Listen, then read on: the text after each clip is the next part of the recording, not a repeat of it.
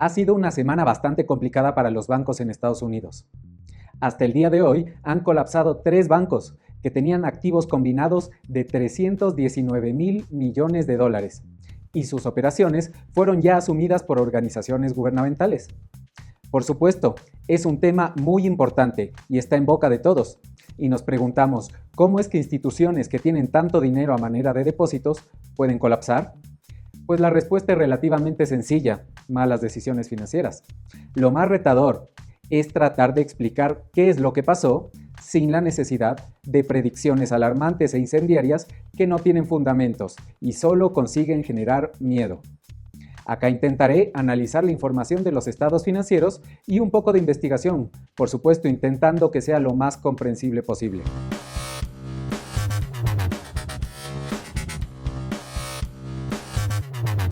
Hola, mi nombre es Carlo.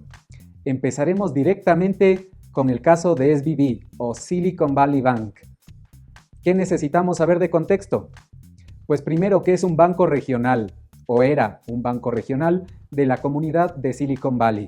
¿Por qué es importante esto? Porque en Silicon Valley existe la mayor concentración de empresas de inversionistas de capital de riesgo, que son algo así como los Shark Tank, pero que invierten en proyectos enfocados exclusivamente a temas de la industria de la tecnología y activos digitales.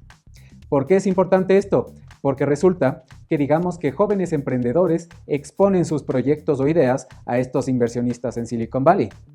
Pues los ganadores reciben altas sumas de dinero y lo depositaban directamente en las cuentas de SVB. ¿Por qué en este banco y no en otros bancos más grandes? Una razón es porque los bancos más grandes y tradicionales de Estados Unidos piden varios requisitos para abrir cuentas corporativas. Entre los requisitos es que las empresas estén ya establecidas, caso que no era el de estos jóvenes emprendedores que apenas tenían la idea e iban a empezar sus operaciones. Y en segundo lugar, que el banco SVB era el mismo banco de la región de la comunidad de Silicon Valley, que les ponía pocos o ningún requisito a estos mismos nuevos emprendedores, que estaban en etapa de startups, y además los inversionistas de capital tenían la facilidad de depositar directamente ahí su dinero para sus nuevos clientes o sus nuevos emprendimientos de los que iban a ser inversionistas. ¿Por qué es importante todo este contexto? Porque de acuerdo al reporte final de SVB, el 95% de sus clientes tenían este perfil, lo que nos ayuda a sacar nuestra primera conclusión. El banco estaba demasiado focalizado en este nicho de clientes, que eran muy rentables y exitosos desde el 2016 hasta finales del 2021. Pero después de junio del 2022, con el colapso de FTX, todas las cosas se pusieron difíciles para este tipo de industria. Y casi todos ellos empezaron a perder dinero. Tenían mucha inversión en activos digitales. Y todos ellos, casi todos ellos, eran clientes de este banco. Suficiente contexto regional. Con esto, el 19 de enero, el SVB reportó sus estados financieros de 2022, como todas las instituciones de Estados Unidos, pero agregó una frase inquietante que analizaremos a continuación, que el banco iba a necesitar aumentar el patrimonio a través de capital de inversionistas si es que mantenía los flujos de depósitos de 2021 y 2022. Decía que a través de este incremento de capital esperaba ofrecer un mejor servicio a sus clientes. Pero ¿cómo es esto de que si reciben tanto dinero en depósitos van a tener que pedir más capital para mejorar su situación? Entiendo que no es tan intuitivo. Lo que pasa es que en Estados Unidos, después de la crisis financiera del 2008, se exigió que todos los bancos tengan un 100% de sus depósitos respaldados en efectivo o activos corrientes líquidos que se puedan convertir o intercambiar por efectivo fácilmente. Esto suena como una buena medida, pero les limita bastante a los bancos que están en crecimiento. ¿Cuáles son este tipo de activos en los que les permitían invertir? Pues principalmente, y para no ponerles la cosa muy extensa, bonos del Tesoro estadounidense gubernamentales o bonos sobre hipotecas al corto o largo plazo. Estos se consideran como activos seguros de bajo riesgo y que por la misma razón generan pocas o bajas rentabilidades. Ahora, veamos de manera gráfica cómo era el balance de SVB antes de todo este problema, el jueves 9 de marzo del 2023. Primero, de esta gráfica, lo que se tiene que entender es los tamaños o las proporciones. El tamaño o proporción de los activos debe ser igual a la suma de los pasivos y el patrimonio. Y que para cada empresa de industrias diferentes, estos tamaños o proporciones son distintas. ¿Qué llama la atención aquí? Como se puede ver, los pasivos representan el 92% del tamaño de los activos. ¿Y qué hay aquí? Pues aquí hay todas las obligaciones que tiene el banco, incluyendo las obligaciones que tiene con los depositantes. También, gráficamente, el tamaño de estas obligaciones que tiene con los depositantes es de 173.000 millones de dólares, o el 82% del tamaño de los activos. Recordemos, por lo que habíamos revisado antes, que todo este dinero, por las regulaciones establecidas, debía estar respaldado por activos líquidos o bloqueado, para que tengan la facilidad luego de repagar este dinero a los depositantes. Esto es lo preocupante de la estructura de este banco, que el 82% de sus activos estén bloqueados y destinados a ser respaldados por depósitos. Para que se hagan una idea, la proporción normal de la industria en Estados Unidos es entre el 50 y el 60%. Por ejemplo, JP Morgan tiene que mantener reservas del 60% de sus pasivos y tiene 10 veces más volumen de dinero que SVB. Con estas imágenes y proporciones en mente, ¿cuáles fueron los problemas que tuvo SVB? Primero, no supieron administrar su riesgo y sus intereses. Recordemos que cuando SVB recibió estas grandes cantidades de dinero, la tasa de interés que pagaban los bonos gubernamentales de Estados Unidos y las inversiones en bonos hipotecarios era muy bajo. ¿Qué tan bajo?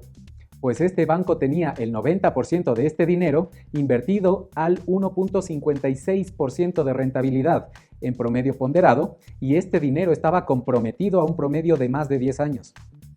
Ahora, hago una pausa y te pregunto a ti, ¿invertirías todo el dinero que tienes disponible a 10 años y solo al 1.56%?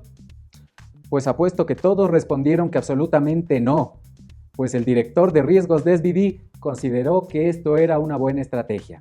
Quizás por eso lo despidieron en abril del 2022. ¿Cuál es el problema? El problema es que se les olvidó contratar a un reemplazo hasta enero del 2023, cuando ya reportaron pérdidas por más de 190 millones de dólares. El segundo problema que tuvo SVB es una mezcla de pésima comunicación y mala suerte, pues después de poner esta frase en el reporte del cierre del 2022, para sorpresa de pocos, no logró atraer a ningún inversionista, o por lo menos no logró atraer capital significativo. Por el contrario, parte importante de sus clientes, los inversionistas de capital de riesgo, que ponían su dinero para ser parte de los proyectos, sugirieron firmemente a sus socios emprendedores o apadrinados que retiren su dinero del banco. Así que, por supuesto, entraron en pánico y el jueves 9 de marzo retiraron 42.000 millones de dólares en un día. Este es el mayor riesgo que puede afrontar un banco, un retiro masivo. Y nosotros, los ecuatorianos, lo conocemos muy bien. Pero ahora, volviendo al tema, en aquel momento SVB tuvo que devolver este dinero a sus depositantes, pero recordemos que la mayoría de sus activos los tenía comprometidos ya a más de 10 años y a una tasa del 1.56%. ¿Por qué es importante esta aclaración? Porque por la política agresiva de subida de tasas de interés de Estados Unidos, aumentó el 5% de intereses en el último año, y esto quizás siga subiendo. Estos bonos que tenía el banco SVB entre sus activos bajaron de precio. Por supuesto, el tiempo de plazo que tenían estos bonos incluso les afectó más en su valoración, pero el banco estaba en la obligación de pagar a sus depositantes, así que tuvo que vender gran parte de estos activos, aceptando pérdidas en casi todas sus inversiones. ¿Pero qué tanto perdió el banco?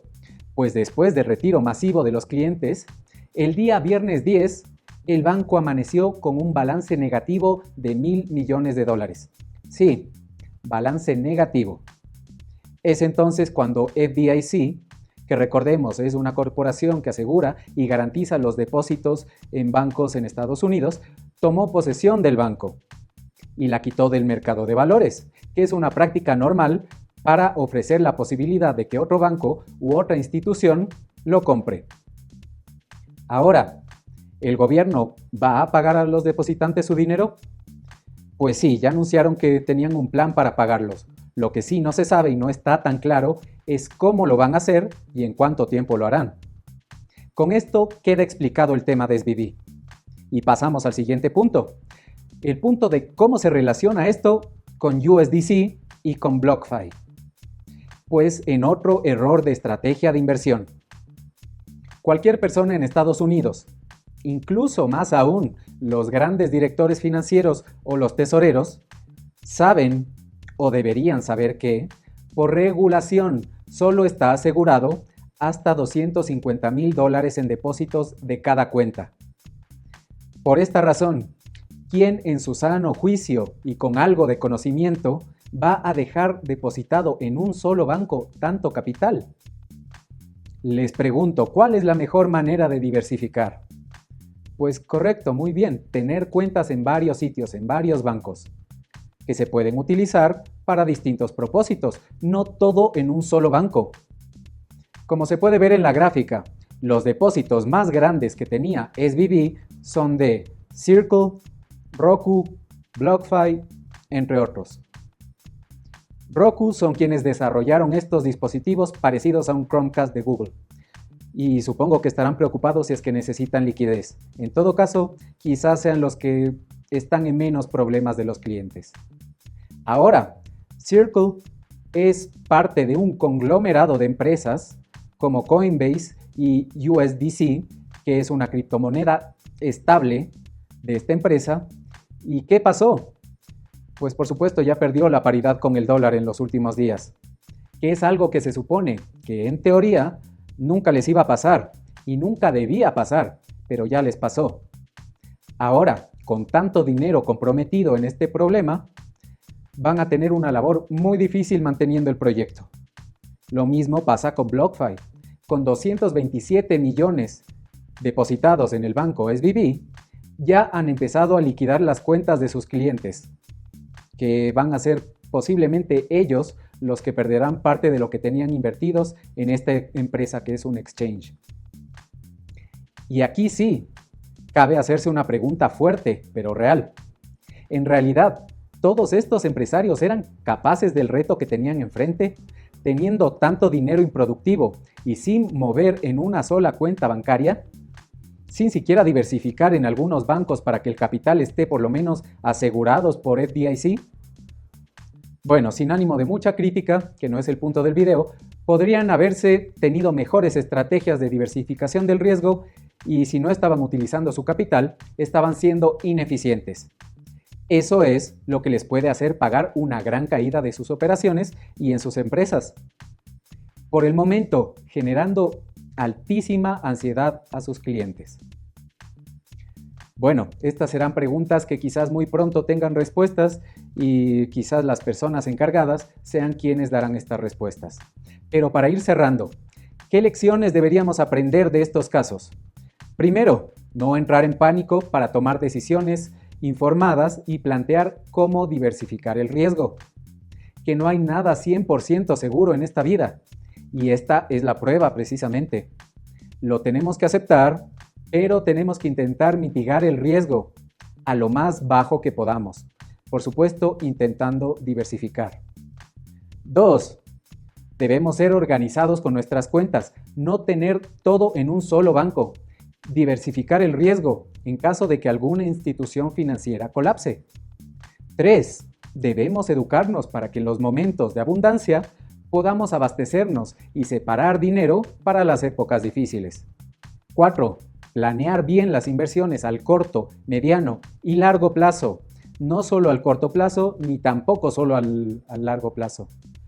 Hay que tener un plan establecido y no solo ir por la vida esperando que las circunstancias siempre sean favorables. Sobre todo, dejar la comodidad y tratar de estar prevenido para cualquier eventualidad. Empezar a hacer algo es mejor que no hacer nada. Es importante la planificación financiera. No hacer caso de cualquier cosa que se escuche. Ya vemos cómo un rumor hizo que toda una comunidad de emprendedores caigan en pánico y terminen haciéndose daño entre ellos mismos, al hacer que todo un banco colapse. Si es que están en alguna posición de toma de decisiones o tienen amigos o familiares que estén en ese tipo de posiciones, por favor traten de promover que se tomen precauciones. Es importante que desde los reguladores, las instituciones bancarias e incluso quienes manejen las finanzas en los hogares, tenemos que tomar medidas para correr menos riesgos y cuidar los recursos que nos ha costado tanto acumular. En fin, cierro el video sugiriendo que tengan mucho cuidado. Lo mejor es no caer en pánico y tomar acciones. Sin más, esperemos que la situación mejore y no aumente el efecto contagio. Los primeros afectados serán los clientes de estos bancos. Recuerda compartir esta información con tus amigos y conocidos para que esto llegue a más personas. Te agradecería mucho si nos ayudas a impulsar a este tipo de análisis y si es que quieres suscribirte para recibir información relacionada, te lo agradecemos también. Hasta la próxima.